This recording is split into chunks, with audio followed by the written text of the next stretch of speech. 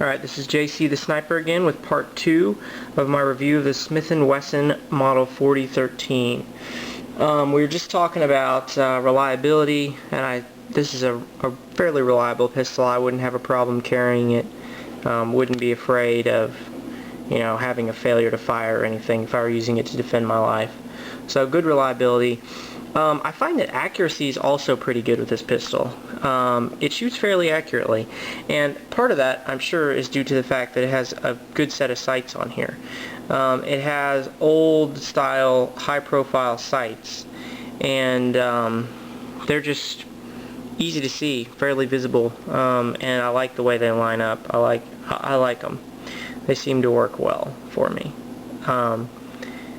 And it's a standard 3-dot, 2 in the back, 1 in the front.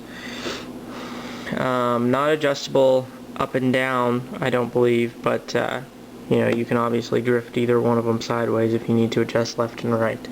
So good sights, I like them. They are a little bit high profile though, so they stick up some, and that's just something to consider. Have maybe a little bit of snagging, could be an issue that you don't have necessarily with a Glock because you've got those real low profile sights, or something like the Makarov, which also has real low profile sights. So some people may not like that. I don't find it to be a huge issue. For concealed carry it might be a little bit annoying, it might snag on something, but probably not going to be a big deal. Ergonomics. The ergonomics of this pistol, I'm not a big fan of, to be honest. It grips okay. I don't necessarily have a problem with that. I like the Glock grip angle better than the 1911 grip angle, but that's just personal preference. I know a lot of people like the 1911 grip angle better. I do find that the safety's a little bit difficult to operate, because when you're in this position down here, gripping the pistol like you would be, to get this safety, you've got to bring your hand, you've got to cock your thumb way back to get it up there. So it's just going to take a little bit of getting used to pop that off quickly.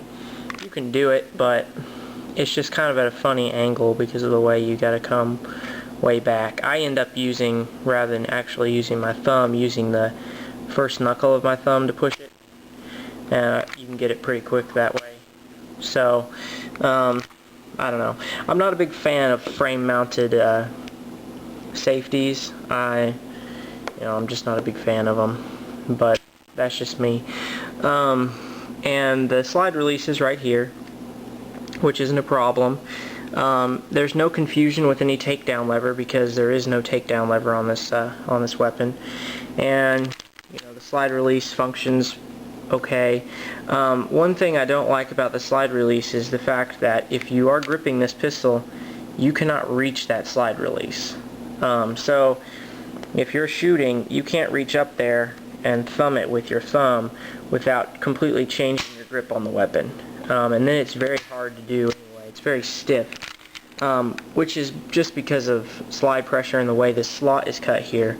But you can't really actuate it with that because of the width of this grip and where they've located that.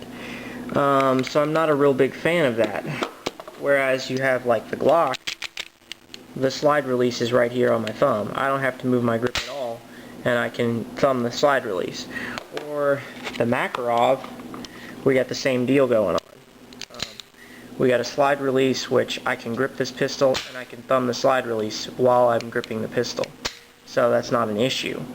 I'm just not a big fan of that. I know most people say you should go ahead and reach back here to cock or release the weapon when you reload, but I like using the slide release, and you can't really do that on this weapon. You pretty much have to do that unless you have freakishly long thumbs, which I don't. So that's kind of, I don't know, that's one of the things of this gun that I'm not a big fan of. Ergonomically speaking, the magazine release button's fine. Functions like it should. Pops right out of there. And I do like the way this magazine has a little extended ramp thing on the bottom. Makes it a little bit longer, but it kind of helps hold your hand in there. So no issues with the magazine release.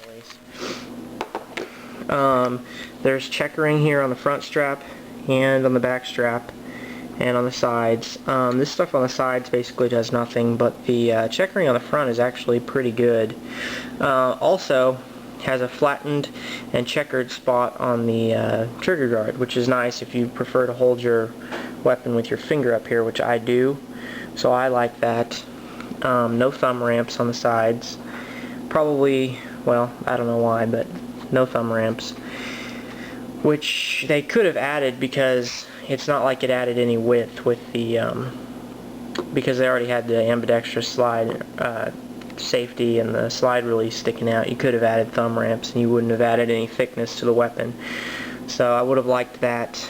You know, the beaver tail protects your hand nicely from the slide. No hammer, so you can't go for a single action, because this is a double action weapon, and then it goes to single action after the first round, obviously. But you can't go ahead and cock that hammer back. If you already have it loaded, you can't go ahead and cock that back. And you know, I would prefer to be able to cock it back if I want to take a real accurate shot, rather than having to just slowly squeeze the trigger on it. So that could be a little bit irritating depending on what you like in a pistol. Your first shot's just going to be double action regardless. No way to take it to single action. So that's a little bit irritating. When you do put the safety on, you can see it pops the hammer back a little bit, because it actually blocks the firing pin area, so a strike on the back of the weapon will not discharge the firearm, which is good. You know, you don't want your gun to go off when you drop it or bang it. So I guess, oh, and the trigger's good actually. I like the trigger. It's curved nicely, and it grips well, and the trigger's metal, so it has a good responsive feel, which I like. When you go into single action, of course, and it cocks back, and it has a kind of a pull. Actually, it's not as crisp as I'd like it for a single action, but it's not bad. It's almost like a dual stage. There's some take up and then there's the actual squeeze, but still it's kind of long, and I don't really prefer it. So, you know, whatever, that's just personal preference again. So let's see. Simplicity of use for this weapon is not that great. Like I said, there are some things I don't like about this. This is one of them. Field stripping this thing is a pain. You have to cock this back, and you can't cock it to full cock. You gotta hold it right here. Then you've gotta push this, release the, I don't even know what I'm trying to say now. You gotta release the, slide lever, and it actually pulls out. So you can see over here there's this pin, and basically you have to take the cock this part way back. I'm not going to do it because it's just a pain, but you cock that part way back, and then you can shove the decocker slide release lever out of the pistol, and then you gotta, it's just a pain to try to get it out. And then getting it back together is even worse, because there's a couple parts that pop up here, and you have to push them down and slide the frame or the slide over at the same time to get it back on. So it's just a real big pain, and I hate doing it. So yeah, I try to stay away from that as much as possible. Alright, I'm getting to 10 minutes again, so I'll go ahead and cut and start on part 3.